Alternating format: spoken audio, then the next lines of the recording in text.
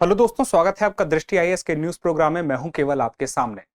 बीते 7 अक्टूबर को हमास द्वारा इजराइल के क्षेत्र पर हमला करने के बाद इजराइल ने गाजा पट्टी क्षेत्र में हमास पर हमला कर दिया और यह युद्ध की स्थिति जब बन गई तो दूसरी तरफ जहां पर इजराइल का लेबनान के साथ सीमा साझा होता है उस क्षेत्र में लेबनान के एक आतंकवादी गुट के द्वारा, जो कि सक्रिय है इजराइल के क्षेत्र में भी, उसके द्वारा बमबारी की जानकारी मिली, जिससे कुछ लोगों को नुकसान भी हुआ। फिर उसके बाद इजराइल के द्वारा भी जवाबी कार्रवाई की गई। इस पर बहुत सारी खबरें आ रही हैं और इन्हीं खबरों के दौरान एक बात पता चली कि वहां पर 900 भारतीय सैनिक, इजराइल लेबनान सीमा पर 900 भारतीय सैनिक मौजूद हैं। क्यों मौजूद हैं, उनकी उपस्थिति कैसे हो रही है वहां पे, अचानक से यह खबर क्यों आई है, इस सारे मामले को आज हम यहां पर बहुत ही कम समय में जल्दी से देखने का प्रयास करेंगे। तो चलिए सबसे पहले हम जानते हैं हमारे चर्चा के बिंदु क्या होंगे। खबर क्या है? जैसा कि मैंने आपसे बताया, इजराइल और लेबनान के संघर्षों की एक पुरानी इतिहास रहा है। उस इतिहास की पृष्ठभूमि क्या है, उसके बाद संयुक्त राष्ट्र अंतरिम बल यह क्या है जो चर्चा में है, और इसी के साथ एक लाइन है, ब्लू लाइन, जिसका नाम है दो देशों को अलग करना, जिसका काम है क्या है इसको हम अच्छे से समझेंगे। और संयुक्त राष्ट्र शांति सेना क्या है, यह संयुक्त राष्ट्र शांति सेना, और उसके बाद संयुक्त राष्ट्र शांति स्थापना में भारत का क्या योगदान अब तक रहा है, और अंत में एक अभ्यास प्रश्न जो आपकी तैयारी को और बेहतर करेगा। तो चलिए सबसे पहले देखते हैं कि आखिर खबर जो है तो क्या है। देखिए, लेबनान की जो दक्षिणी सीमा है और एक तरह से देखा जाए तो इजराइल के उत्तर का वह क्षेत्र है, वहां पर एक आतंकवादी संगठन है हिजबुल्लाह। तो उस आतंकवादी संगठन के द्वारा इजराइल के क्षेत्र में गोलाबारी की घटना आई। फिर उसके बाद पता चला जवाबी कार्रवाई भी इजराइल के द्वारा की गई, और यह वह क्षेत्र था जहां पर कुछ बम के गोले गिरे। उनमें से एक गोला उस क्षेत्र में भी गिरा जहां पर भारतीय सेना के भारतीय सेना नहीं बोलेंगे, 900 भारतीय जवान वहां पर मौजूद है। तो ये जो 900 भारतीय जवान मौजूद हैं, वे उस क्षेत्र में कैसे पहुंच गए, इसको भी हम समझते हैं। तो सबसे पहले हम शुरू करते हैं इजराइल और लेबनान के संघर्षों की पूरी पृष्ठभूमि से। तो आपको जैसे कि पता है, मैंने कुछ दिनों पहले बताया था, आपने पहले यह सुना भी होगा, इन न्यूज प्रोग्राम में भी सुना होगा, किस तरह से इजराइल और हमास का युद्ध शुरू हुआ। तो इसके और पीछे हम जाते हैं। इजराइल हमास युद्ध की वजह जो है वह भी बहुत पुरानी है, और यही इजराइल लेबनान की है। दरअसल जब इजराइल अस्तित्व में आया 1948 के दौरान, तभी से लेबनान के द्वारा इजराइल के साथ युद्ध की घोषणा कर दी गई, और युद्ध चलता रहा। उसके बाद बीच में थोड़ी बहुत शांति होती है, फिर चलता रहा। तो 1948 से यह युद्ध की शुरुआत जो हुई वो आगे चल के बढ़ती गई, यहां तक कि इजराइल और हिजबुल्लाह आतंकवादियों के बीच संघर्ष आज भी जारी है, और यह आज से नहीं, बहुत पहले से जारी है। अब 1978 का एक ऐसा समय आया था जिस वक्त फिलिस्तीनी संगठन एक फिलिस्तीनी गुट था जिसने इजराइल पर हमला किया था, और इजराइल पर हमला करने के बाद उसने जिम्मेदारी भी ली थी कि हमने वह हमला किया है। और उस संगठन के जो क्षेत्र थे, बहुत सारे ठिकाने थे, वह लेबनान में के अंदर थे। इस वजह से कार्रवाई हुई इजराइल के द्वारा, तो लेबनान क्षेत्र में भी कार्रवाई की गई। उस वक्त बहुत भारी युद्ध चला था। एक बार जरा इसको नक्शे में देखते हैं कि आखिर लेबनान का। देखिए, इजराइल का पूरा मैप है आपके सामने। ये मेडिटेरियन सी आप देख रहे होंगे, ये सीरिया है, जॉर्डन है, इजिप्ट है। यहां पे आप देखें तो येलो कलर के ऊपर का जो क्षेत्र है यह लेबनान है, ये वाला। अब इसको जरा और पास से देखते हैं। यहां पे ये आप देख रहे हैं इजराइल का क्षेत्र है। अब यहां पे आप ये देखिए, इसके ऊपर ये देखिए, तो यह लेबनान है।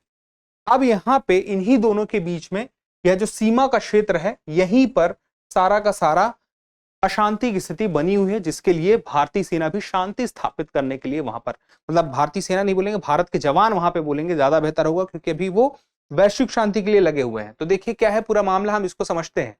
संयुक्त राष्ट्र अंतरिम बल की स्थापना होती है वर्ष 1978 में, जो मैंने आपसे पहले ही बताया था कि 1978 में फिलिस्तीन लिबरेशन ऑर्गेनाइजेशन, तो फिलिस्तीन लिबरेशन ऑर्गेनाइजेशन द्वारा एक बात कही गई कि हमने हमला किया है और जिम्मेदारी हमारी ही है। इजराइल के बहुत सारे लोग मारे गए। उसके बाद वही लेबनान के ठिकानों पर हमला होता है, और उस हमले के दौरान होता यह है कि बहुत ज्यादा जान माल का नुकसान होता है, और लेबनान संयुक्त राष्ट्र के पास जाता है मदद मांगने के लिए, और संयुक्त राष्ट्र के द्वारा वहां के सुरक्षा परिषद के द्वारा संकल्प 425 और 426 1978 का यह अपनाया जाता है और इसी के साथ ही यह तय किया जाता है संकल्प के माध्यम से कि सैन्य कार्रवाई को, जो भी सैन्य कार्रवाई चल रही दोनों देशों के, उसे बंद कराया जाएगा और लेबनान का जो क्षेत्र है जहां पर इजराइल का कब्जा हो चुका है और तथा उनके द्वारा बहुत सारा कार्य ऐसा किया जा रहा है जिससे कि वहां पर नुकसान हो रहा है, वहां से सेना को वापस लेने का आह्वान किया गया संयुक्त राष्ट्र सुरक्षा परिषद के द्वारा। और उसके बाद अब देखते हैं तो लेबनान में संयुक्त राष्ट्र अंतरिम बल भेजा गया उसी साल 1978 में। अब संयुक्त राष्ट्र अंतरिम बल जब बना और वह वहां पर भेजा गया तो उसके 3 लक्ष्य बताए गए। 3 लक्ष्य में से पहला लक्ष्य था इजरायली सेना की वापसी की पुष्टि, लेबनान के क्षेत्र में जहां पर इजरायली सेना थी उसको वापस वहां से अपने क्षेत्र तक लाने की बात कही गई। दूसरा, अंतरराष्ट्रीय शांति और सुरक्षा बहाल करना है, यानी कि दो देशों के बीच का मसला है तो वह अंतरराष्ट्रीय शांति स्थापित करने के लिए आवश्यक है कि उसमें कहीं ना कहीं विवाद जो है उसे शांत किया जाए। तीसरा देखिए, क्षेत्र में अपने प्रभावी अधिकार की वापसी सुनिश्चित करने में लेबनान सरकार की सहायता। मतलब कि देखिए, जब इजराइल जिस क्षेत्र में कब्जा कर चुकी है वहां से वापस जाएगी तो उस क्षेत्र में वापस से लेबनान की सरकार अपनी स्थिति पहले की तरह प्राप्त कर सके उसके लिए भी सहयोग करेगी। कौन सहयोग करेगी? लेबनान में संयुक्त राष्ट्र अंतरिम बल और इसी के में 900 भारतीय जवान मौजूद हैं। तो संयुक्त राष्ट्र अंतरिम बल को हम थोड़ा सा समझ लेते हैं कि यह जो है किस तरह से अपनी भूमिका को बेहतर करती है ब्लू लाइन के माध्यम से। अब यहां पे थोड़ा सा जान लेते हैं संयुक्त राष्ट्र अंतरिम बल की वजह से जो ब्लू लाइन अस्तित्व में आई तो वह ब्लू लाइन क्या है। देखिए, 2000 में संयुक्त राष्ट्र द्वारा दक्षिणी लेबनान में कब्जे वाला जो क्षेत्र था वहां से जब इजराइल सेना वापस चली गई तो वहां पर एक ऐसी सीमा बनी,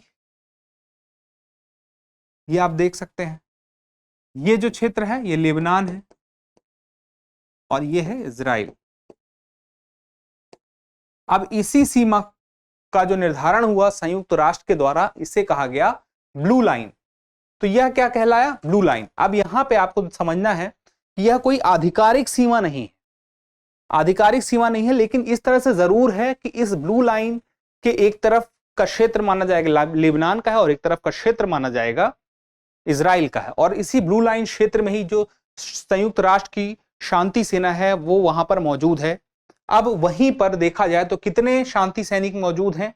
तो 48 देशों के 1500 शांति सैनिक मौजूद हैं और इसमें भारतीय सैनिक कितने हैं? तो देखिए, ये जो भारतीय सैनिक हैं जो शांति सैनिक के रूप में वहां पर मौजूद हैं वो है 900। तो जो है ये भारतीय सैनिक, उनकी संख्या है 900। लेकिन देखिए यहां पे बहुत सारे देश हैं, यानी कि शांति स्थापित करने के लिए बहुत दुनिया भर के देश अपनी तरफ से जवानों को यहां पर संयुक्त राष्ट्र शांति सेना में शामिल करा रहे हैं। अब यहां पे देखने वाली बात यह है कि उन 48 देशों में, या तो कहा जाए कि जितनी भी शांति सेना है संयुक्त राष्ट्र की उसमें भारत के पड़ोसी देश भी शामिल हैं, वहां के जवान भी हैं, पाकिस्तान के जवान भी देखने को मिलेंगे, बांग्लादेश के जवान भी वहां पर देखने को मिलेंगे। तो थोड़ी सी और हम जानते हैं संयुक्त राष्ट्र शांति स्थापना में भारत की भूमिका को जानते हैं। देखिए, 1950 के दशक से ही भारत संयुक्त राष्ट्र शांति स्थापना में लगा हुआ है और संयुक्त राष्ट्र शांति स्थापना के लिए एक टूल के रूप में इस पूरे प्रयास को, इस फोर्स को देखती है। तो यहां पर भारत जो है सैन्य योगदान देने के मामले में 5वें स्थान पर है, यानी कि एक बहुत बड़ी संख्या भारत के लोगों की है इस सेना में। 2,75,000 से अधिक भारतीयों का योगदान शांति मिशन में अब तक किया जा चुका है। पहली बार कब किया गया था? तो पहली बार फर्स्ट टाइम किया गया था 1950 के दशक में ही, कोरिया युद्ध के दौरान, और वहां पर शांति, कोरिया युद्ध को समाप्त कराया गया था, समाप्त हुआ भी था। अब 5,800 भारतीय शांति सैनिक अफ्रीका और एशिया में संघर्षरत क्षेत्रों में अभी भी सेवारत हैं। 2022 में अगर कुल मौतें हुई हैं शांति सैनिकों की तो 4,207 मौतें हुई हैं, जिसमें से सबसे ज्यादा मौतें अगर हुई हैं, सबसे ज्यादा तो वह हुई हैं भारतीय, यानी कि भारत के जवानों की।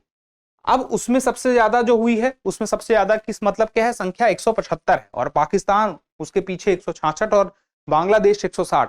यही क्रम भी है, सबसे ज्यादा किसी देश के जवान शांति सैनिकों में गए हैं तो भारत, फिर पाकिस्तान, फिर उसके बाद बांग्लादेश गया है।